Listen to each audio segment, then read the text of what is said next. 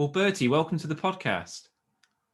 Thanks very much for having me. No worries, buddy. Are you back in the UK now? Because you're kind of all over the place, aren't you? Yeah, I'm coming to you from Bristol, where I live. But yeah, no, just back from a pretty long trip. But yeah, nice to be back in the UK and getting some rest after quite a few days. Yeah, I was going to say on the road, but it was on a boat. So yeah, on the waves, I guess. Yeah, awesome. And I wanted to kind of start at the beginning of your career and kind of confirm a rumor I heard anyway through the rumor mill.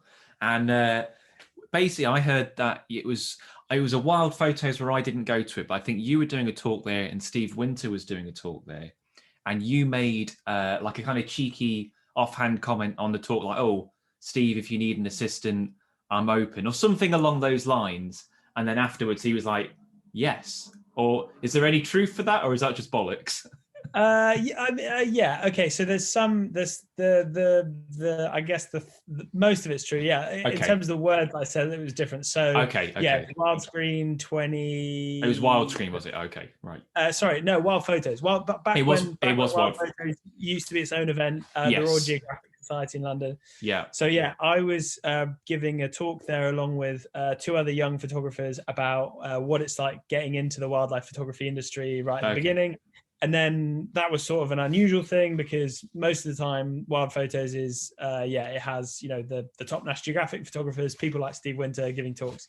So it was a cool opportunity to for me, mainly because giving the presentation was cool, but it also meant there were lots of like speakers, sort of private drinks and stuff in the evening. So it was an amazing opportunity for me to just dribble over all of my photographic heroes, basically. And I remember, so word got out at this event that Steve was looking for a new assistant, and he was getting sort of hounded I bet. by Yeah. 500, 600 people there. So I figured, well, there's no point trying to compete with that. I've got 15 minutes during my presentation when no one can interrupt me. So I just sort of treated it like a job interview, really. And I thought, go big or go home. So I did an impression of his American accent. Um, I did an impression of his American accent because I thought, well, let's try and get his attention, and retold a story from the night before at one of these speakers' drinks about how I was surrounded by all of my photographic heroes. It was a really bizarre thing to happen because all of them were buying me, and Connor Stefanisson was the other young photographer, Yes. Yeah. big Yeah. Canadian friend of mine. We were like, what is going on? We're having all of our photographic heroes buy us drinks because we were like the young kids, with no money. Steve came over with like a big handful of shots, and basically Good man. told us it was time for shots. So I retold this story and did his amazing American accent. He's got a very unique American accent.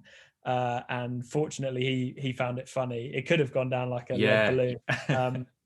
But yeah, he found it funny, and after the presentation, came up to me with Kathy Moran, who at the time was the natural history editor of National Geographic magazine.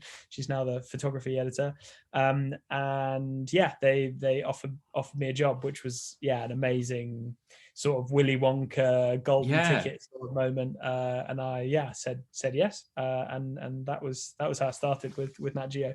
I guess it's one of those things where you've just got to have a punt, haven't you? You've just got to try, and it paid off, obviously.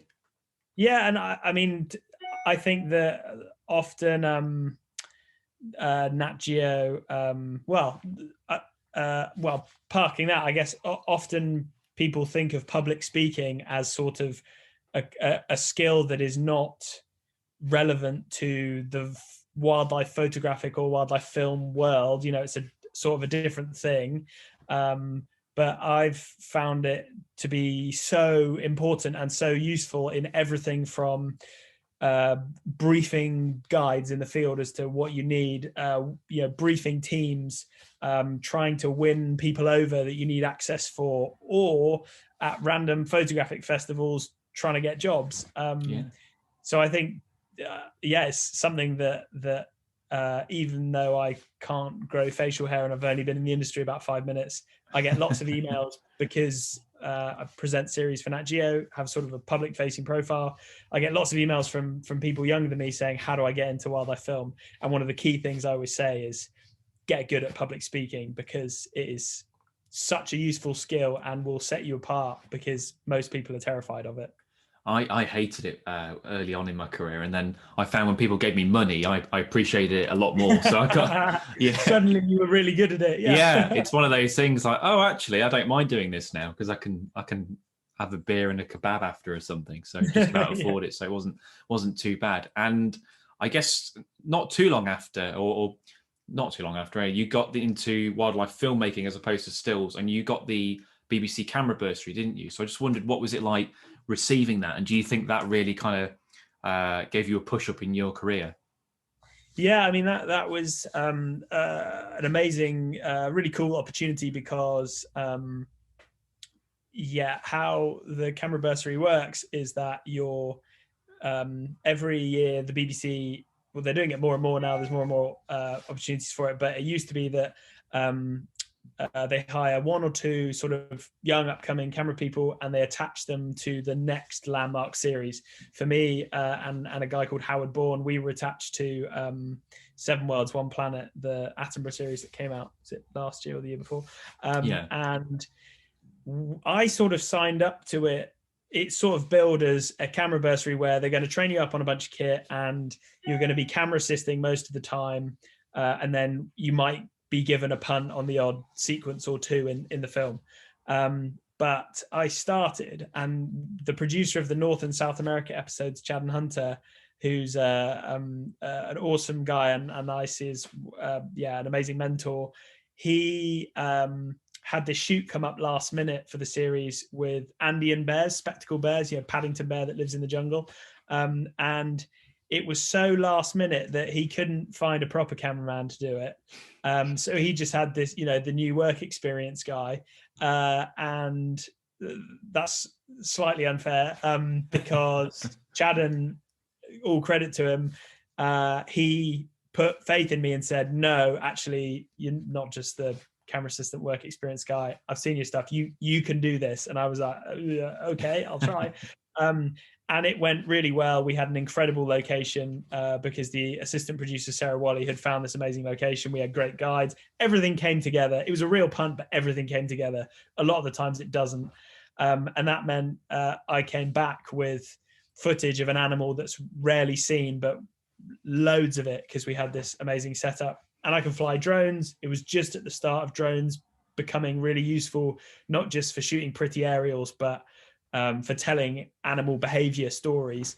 So it was a big series of good fortune and cool events all coming together. And so when I got back, Chadden was like, oh, cool. Well, you can do this. You're not going to be a camera assistant on this project. You're going to shoot your own sequences. So I ended up shooting, I think, 11 sequences on that series, which for a 24-year-old camera person was an unbelievable opportunity. And very grateful to everyone on that team for giving me a punt and sending me to some cool places. Was that the series you did, the Sei Whales? Was it Sei Whales, where they do that kind of weird feeding technique? Was that the same series? That's Brutus whales. Brutus, okay. So I don't know if they're actually a subspecies, but a group of Brutus whales known as the Eden's whale, which lives in the Gulf of Thailand, and they trap feed. So that was for the Perfect Planet series that just Sorry, yeah, okay. Yeah, that was pretty cool. But like you must kind of see all these wildlife stories. I mean, have there been any that you've just been like, this is absolutely bonkers? I know you've done like the jaguars hunting caiman and wolves with conflict with polar bears and things like that. Has there been anything where you've been like, this is absolutely mental, this is incredible that this is happening? I think I realize I'm very fortunate in that every shoot we go on, there's something mind-blowing happens. But obviously, once your bar is set that high, it takes a lot to raise it. So I'd say that probably happens about 2 or 3 times a year. Yeah. You get a moment when you look at the rest of the crew that you're with, and you're like, yeah, this is this is an extra level of craziness. In terms of one specific moment, I don't really have one. But yeah, I mean, you mentioned the wolves facing off with the polar bear in Arctic Canada. That was pretty extraordinary because it's, two animals that just to see in the same habitat was pretty mind blowing, and then to see them actually face off and have a pretty aggressive interaction, and the fact that I'd promised that stupidly to Nat Geo, and once you promise something, you better deliver, and it all came good. So it was a nuts bit of wildlife behavior to see, paired with just the ecstatic relief of fulfilling a promise, I guess. I bet, because quite an investment, I imagine, putting stuff in like that. So you want to make sure you get it. Is that a competition for resources or something? Is that why they're fighting the polar bear and the wolves? So the bears are So the bears are on land while they're waiting for the ocean to refreeze. So they're just sort of hanging out. They don't have much to eat. I mean, occasionally they'll, I don't know, scavenge on berries or bird eggs or something. But generally for the summer and just into the start of the autumn, they're just hanging out, really killing time. Whereas the wolves are just cruising around their massive territory. And their strategy is basically they're super opportunistic. They'll just, anything they bump into, they'll chase. And any polar bear I saw them bump into, they'd have a go at. And most of the time, the bear would turn around and go, no, I'm a polar bear, actually. You're not allowed to do that. And they'd go, sorry, didn't mean it, and run off. And then a couple times, particularly with younger, smaller bears, they'd actually give it a good go. I didn't see it, but one of the guides we were working with has seen the wolves separate a mother and two cubs, and were in the process of killing one of the cubs, and mum came back and picked up one of the wolves in her mouth and just lobbed it into the air. Wow. And it sort of hobbled off in pieces. So yeah, those wolves are actively hunting the polar bears when they get the opportunity and the conditions are right. Yeah, that's mind-blowing, really, isn't it? That's not something that you would even expect. It's like ultimate animal battles. It's like, ridiculous top jumps, like killer whale versus tiger. Well, it's the sort of thing you like. I guess not the higher end of Nat Geo, but they do those sort of programs, don't they? Where they do like tiger versus gorilla, see who will win, and it's Oh, totally, yeah. And that's why it was almost a bit of a joke that we got it together. It was like, this is what are we going to do next? It's pretty crazy. And you did urban leopards as well, didn't you? Which I think was that for 7 Worlds, One Planet? No, that was with Steve. That was with Steve. Okay, that was my first. It's the second shoot I did with Steve. So when I got the job at Wild Photos, I then went on for 2.5 years to assist him. And the first project that I helped him on was a worldwide leopard story for National Geographic magazine. And halfway through that project, we pitched to Nat Geo Wild, the television channel, and said, we're going to these places and it's going to end up as 10 pictures in a very prestigious magazine, but there's so much stuff we're doing that will never see the light of day. Why doesn't Bertie's really interested in video? Why doesn't he shoot Steve sort of in action? And that's how it started. And then it sort of evolved from there into when we then did a second project together on jaguars. The TV show ended up being more of a sort of a tag team with me and Steve, trying to film and photograph the jaguars. So sort of went from there. So you use the term, I use the term really, but urban leopards. But are they just on the fringes, or are they actually fully going in? It was Mumbai, wasn't it? Was it Mumbai? Or? So the main place, there's a couple of places in India where you can film, I guess, urban leopards. But the most famous place where we focused was Mumbai. So the city of Mumbai has a big national park in the middle of it called Sanjay Gandhi National Park. I think it's about 100 square kilometers. So it's a big area, but it's surrounded pretty much on all sides by the city of Mumbai. And the last census they did, I think that 100 square kilometers had 40 leopards, which is an extraordinary density. I mean, that's a very small area, very small territory size that they've got there. And it goes to show one, that the city sort of creeping slowly in illegally into this national park, but also it shows just how much food there is for these leopards. Yeah. Because usually when you see a big predator around a city, it's like the crappy juvenile that's been kicked out of the primer, wilder bit of habitat. Whereas the leopards that I filmed were just tanks, super well fed, big bellies, prime condition. And it's because the area that fringes a lot of the national park is slum areas, and these areas are packed full of livestock just wandering around on the streets. So there's goats, chickens, pigs, stray dogs everywhere, and it's just easy pickings for the leopards. So you're walking home late at night and you see one of those walk past you, it's going to get the heart fluttering a little bit, isn't it? Certainly does. Yeah, I had a couple very interesting encounters where I was in a hide staked out on a bridge, and we had this bridge rigged with motion sensors so that if a leopard broke one of those beams, it would turn these floodlights on, which normally to film wildlife would not work. But these leopards are so used to triggering security lights and stuff Of course, that yeah, of course. we had this big male, didn't even flinch, just carried on walking. And it was in front of a big apartment building as well, so it was a really cool sort of city scene. And I had a couple leopards a few nights come up around the back of the hide, and they were less than a foot from me with a little bit of canvas in between it, and I could just hear its breath like on the wall wow. of the blind. And I don't think they would no. trying to eat me. I think the rare times that they have eaten people or attacked people, it's been a case of mistaken identity. It's often been little kids that have been bent over going to the toilet in the forest, and if you're a little kid bent over, you look a lot like a little deer or something. So yeah, the idea that those leopards there are man eaters, I think, is a load of bollocks. Yeah. That said, in other places in India, they have on rare occasions have had man-eating leopards that do get a taste for people, and it's a really bad, horrible situation for everyone and thing involved. Yeah, I guess it's just a case of having a healthy respect, and I suppose when those leopards are mostly active, presumably there's less people around as well. It's mostly nocturnal, aren't they?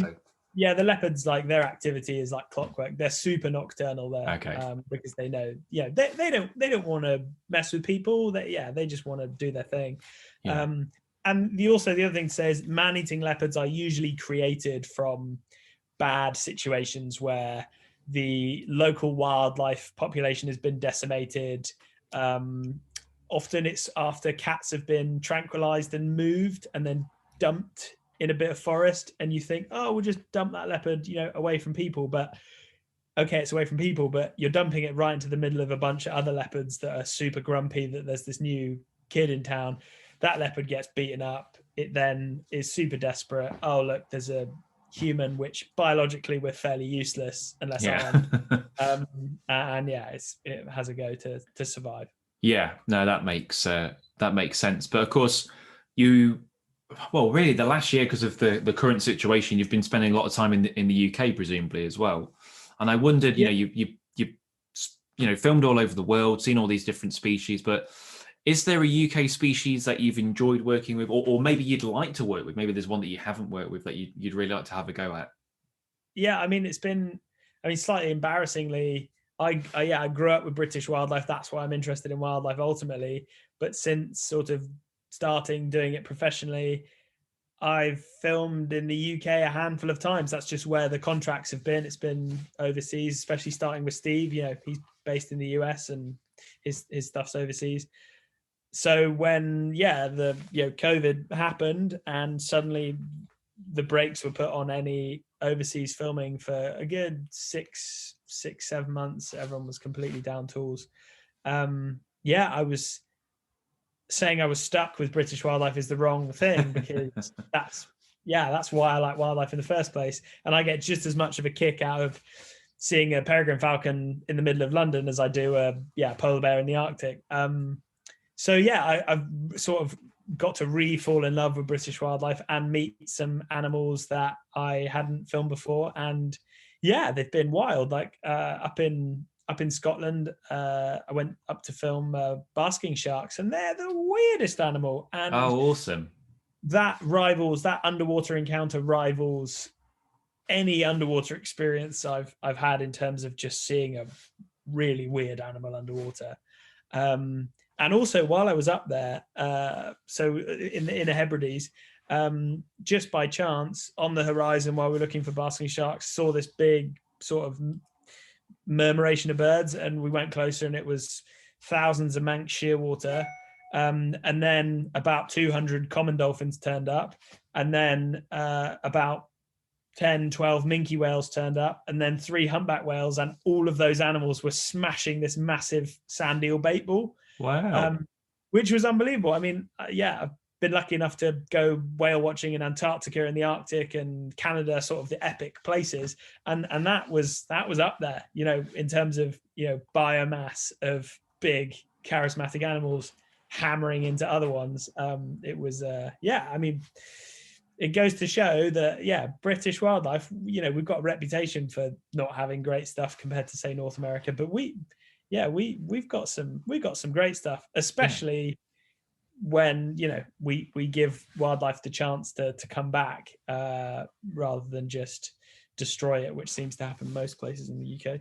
Yeah, unfortunately. I mean, I'm definitely keen to do baskers this. I've never seen a basking shark, and it's high on my list of species to go and see. So I'm going to try and do that at some point. You see that big white mouth come out of the pea soup, because they're feeding on mainly copepods, but yeah, floating, you know, gunge in the water. They love bad visibility, so you're hopping in often and it's like 3 meter viz, and so just seeing a, you know, 8 meter animal come out of 3 meter viz and suddenly be there, and its mouth is, you know, as wide as me. Yeah, it's a spooky encounter. Oh, I'd love it. It'd be fantastic. And I always ask this whenever I get someone who does stills and video, but on a personal level, do you prefer stills photography or filmmaking?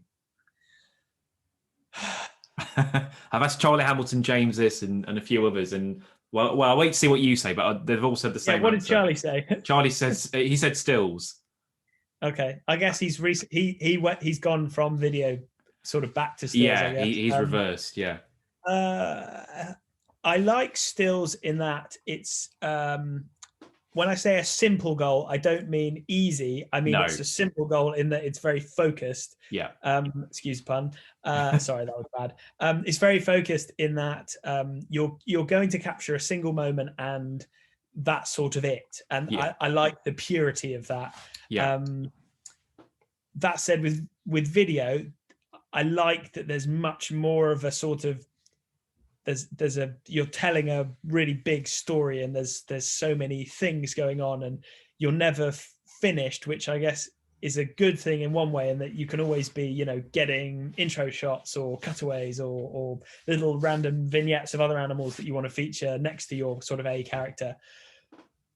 But at the same time, you're never done. So like downing tools is really hard. Whereas, yeah, with stills, if you get like an absolute banger of a shot in golden light, you can be like, well, topping that's going to be difficult now that the light's rubbish. So yeah, I guess I like the bigger creative process of storytelling and filmmaking, but it's a pain in the ass. There's just so much stuff. Whereas stills, I like the purity of, you know, single camera body, single lens, going for a single frame, like a single moment. I like the purity of that. So in answer to your question, I don't have an answer. I think that's a great way of looking at it. Financially, I wouldn't be doing much just stills. I mean, the stills market, without going into all of that, is kind of but I do prefer stills for me. I think, I think simplistic it's not a disservice, because it is, you know, in a nice way, it's simpler, but simple doesn't mean easy. No. Simple is harder. Yeah. To get something that stands out, definitely. Yeah, anyone can take a photo. As you say, just like the budgets available. Yeah. To get funding for projects, you know, I can, you know, charter a Antarctic sailboat and go to the Antarctic for 6 weeks for a video project and bring 3 camera people, bunch of support team, 4 drones, state-of-the-art gimbal, all that funded by a video project. You could never do that on a stills budget, even if you're, you know, Paul Nicklin. It's the video that currently in the current climate is bringing in the funding. Yeah, no, definitely. I think that's just the way it's going at the minute. And you mentioned earlier at the beginning, so you're 27 now, are you? Yeah. Yeah. So, but you started relatively early in your career. I guess you're probably going to get it less now because I say old, but you're not old at all. But like when you first started, did you find people were talking down to you a little bit because of your age, or was it more of a positive thing? Because I always find that people who are very good at what they do early on, sometimes people can be a little bit, maybe not intentionally, but patronizing, if you know what I mean. Like say you introduce yourself as a wildlife photographer and they sort of like a pat on the head, like good for you, when you're like, well, actually I'm doing quite well. But it can be one of those things where people, I don't know, patronize you a little bit for your young Yeah, age. I mean, even like now I get that. Yeah. I think you get two very distinct reactions. One is the good Yeah. one, which Yeah. is I'm impressed by your initiative and your passion and your drive. How can I get you on one of my projects? Because I thrive off your young, enthusiastic, stop at nothing energy. Those people are amazing. Those people I want to work for. I want them to mentor me. I want to be around those people. And then you get the other side, which is usually there's some kind of a chip on that person's shoulder, but it's patronizing. So it's a combination of things. Who do you think you are? You can't do that. You haven't done your time. I never had that opportunity when I was your age. All those kinds of things. And usually, if I remember when I was 16, 17 and I won a couple of wildlife photography competitions, really not a big deal at all. Yeah. In terms of the significance of those competitions. But they were cool. Yeah. But immediately I was getting trolled by 40-year-old so-called professional wildlife photographers. Yeah. And it's like, do you literally not have anything better to do than troll a teenager on the internet? Yeah. And it all comes down to insecurity, and I don't feel the need to fight back because I know that if you're that age and you feel the need to do that to a teenager, you've got enough problems in your own head that I, as the teenager, I don't need to fight back. You've got enough of a punishment going on in whatever's going on in your brain. So I'm just going to leave you to self-destruct, which is a shame that's and that's why if I ever see young people getting trolled by older people on social media, I'll stick up for them because I remember when I was that person and it was rubbish, and it's just stupid. Like, I think supposed to be on the same team. Come on. Well, you'd hope so, wouldn't you? But it ends sorry, up can I add one more thing to your previous question about do you prefer video or stills? go on then. I prefer video actually because I like working in teams, and I think it's amazing when loads of people come together for a common goal, like that camaraderie you get being on top of 5 other people and you not see any other humans for 6 weeks in the Arctic or whatever. Like the teamwork, the drive of that is amazing. I get so excited by that. And in stills, you might work with one other person, but it tends to just be much more of it's lone wolfing, isn't it? Egotistical weirdness, competitiveness. Yeah. Not to say there isn't competitiveness in wildlife film, but you need to be a team player because you can't do it all in wildlife film. No. And that means that you tend to get weeded out if you're an arsehole. Well, I think as well, like with stills photography, I think because people are kind of in their own sphere, I think they're smelling their own farts for enough years that they kind of, I don't know, they're just getting a good whiff. And they're just not used to people butting back, I guess.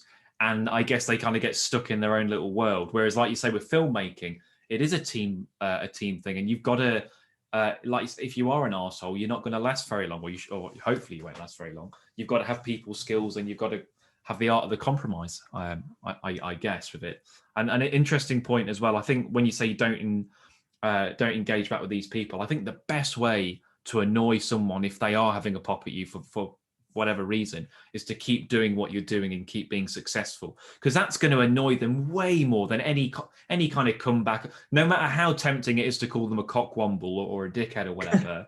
it's way better to just keep smashing it in your career, because that's going to really fuck them off. And I think that's the best way to do it. Yeah, for sure. Very true. And I've just got a couple more points, and then we'll wrap it up. But one of the things a lot of photographers and filmmakers want to do, or what they say that they want to do, is they want to affect change with their work, and whether it's with stills, whether it's videos. And I just wondered, like, is it as simple as shooting something and hoping that people see that and it affects change, or is it better to shoot something specifically to try and make that change happen? That's deep, man. It's deep. It is deep. How long have you got? Well, we keep under an hour normally, so we should be okay. Yeah. Well, okay. So I choose projects to work on where there is a cool, exciting, incredible piece of animal behavior, because that is what is going to grab people, especially people that aren't necessarily interested in wildlife. And those are the people whose behavior you want to change, because the people that are interested in conservation are already interested in conservation. I don't need to convince them of anything. So I'd always go for that. But surrounded to that project, I'll go for situations, locations that have a bigger story, but usually ones that you can apply that to the whole world. You can apply that to anywhere you live, because if I tell you about the conservation of some lice that lives under a rock in the Arctic, whilst I could tell you about how important that is and get you really excited about it, really that's not very relevant to you. So how do you make it relevant to everyone? Yeah. And a good example of that, I did a project, I pitched it to Nat Geo about the island of South Georgia in the South Atlantic Ocean. And that island is the most wild, spectacular, beautiful place with just penguins and whales and loveliness and amazing scenery. But it represents both the best and the worst in human nature, in that we completely trashed that place during the whaling era, released rats by mistake that ran riot through all the ground nesting bird colonies, yada, yada, yada, yada, yada. But we protected it. There's been some amazing organizations eradicating the rats. We let the wildlife come back. And now it's just, having a wonderful time. There are some modern day threats, but let's not go into that, because we'll be here all day. It's basically an example of how if you look after a place and you nurture it, it will come back on an unbelievable scale, which is amazing for that particular place, but you can apply that concept to anywhere. How many people that live next to a park that's been trashed just sit there going, well, that place is screwed. But actually, if you put great minds together and you look after a place, the wildlife can come back. So why can't we make that abandoned, disused pile of rubbish down the road from you, why can't that be turned into an amazing forest full of foxes and badgers and red kites? I don't know. Yeah, no, I think that's a good way of looking at it. And did that answer your question? I don't really know. I'm not sure what the question was when I'm thinking about it, but I got I said something, you said something, so let's go with it. Move on. Great. Well, look, I'm going to end on this last one, buddy, anyway, which is, do you think you need to be fairly self-critical of your work, or is that kind of the higher ups job? Or so when you're filming, are you like, oh, I can keep pushing it, or are you fairly confident in what you're doing? I think the moment that you think that you're nailing something and you're not self-critical, you're finished. Okay. Because it means you don't care anymore. Yeah. And it means that you're not gonna try and get something better than you've ever got before, and more exciting and more engaging. Now, when I say push it, should be really clear that that's not pushing the animal or pushing the situation. It's pushing your own ability or the technology you're using. I think that's a key distinction to make. But yeah, I think the moment you're not self-critical, I mean, I think, especially with like wildlife presenting, you need to give off this aura of being completely confident in your own ability. But no, inside is a completely nervous wreck that's full of self-doubt. But I think that's important. I think it keeps you in check. And sure, getting critique or compliments from higher ups is great, but I think you in yourself are the best driver to make your work better, because you're the best way of internal. Sorry, I'm rambling now. You get what I mean. Yeah. Well, does that mean you have to watch yourself a lot? Because I can't stand watching myself back, but I will do, just because you want to make sure, I guess, you're doing the right thing. Yeah, so I think that's I think a common thing when you're starting presenting is to hate watching your own stuff. And what you need to do is disassociate that that's you that you're watching, and it's just the character that is Bertie. And the moment you make that sort of dissociation, you can critique this character that you play. Sure, in my case, I'm not trying to, I guess, present in a sort of traditional news way where I'm here, but I'm being myself, then I don't have to act. I'm a rubbish actor. I'm just me. That said, me on camera is different to well, it's in theory the same person, but you need to dissociate yourself. Sorry, I'm rambling again. You get what I mean? Yeah. And then you can critique it. Is it subjectively or objectively? I never remember which way around it is. I think subjective. I wouldn't ask grammar. Yeah, I can barely spell my name. The one that you're not biased.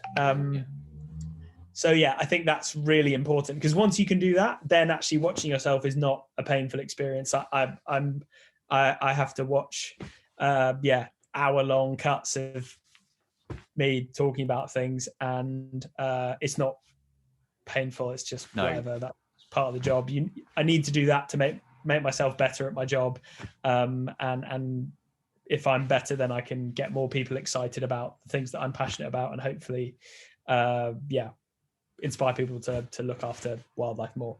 And if that involves watching a cut of me flapping my jaw, then fine, that's part of the deal. But yeah, I think people shouldn't forever for 1 second think that the confident aura means that you just do one take, crushed it, mic drop, that's me done. Let's move on to the next thing that I can go nail. I mean, that's not how it works. I remember I did a shoot for the One Show last year, and we were doing it on urban squid off Weymouth. Urban squid. Yeah, and because you're from Dorset, aren't you, originally? Yeah. So we were in Weymouth, and there are these squid that are using street lights to hunt prey.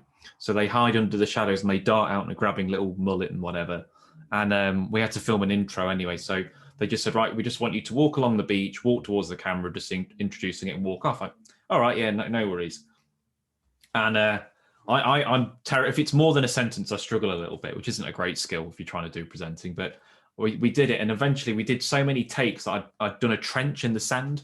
So they were just like, right, we need to move, Jack, because we could literally see where you've been walking up and down at like 50 times. But we got there in the end. But I guess that's just part of it all. I think I'd find that terrifying and impossible, because I hate that. It's a traditional style where you're walking towards a camera, giving a piece to camera, I guess, because you have to remember lines and words, and I much prefer doing things while I'm talking to a camera. I much prefer the camera behind me than in front, because that feels like a natural thing. I'm leading the viewer on an adventure. But yeah, that sounds absolutely terrifying. Walking towards a camera, trying not to trip over, remembering lines. I couldn't think of anything worse. Like dogs running behind you, probably having a crap in the background or something. It's always good a little fun. kid throwing his flake at you out of his ice cream. Just catch it in midair when it's coming at me. But well, look, buddy, it's been great to catch up, because it's been far too long since we had a waffle. So yeah, thanks for coming on. No, thanks for having me. Let's go for a beer. Let me know when you're next in Bristol. Yeah, Ace, we'll do that.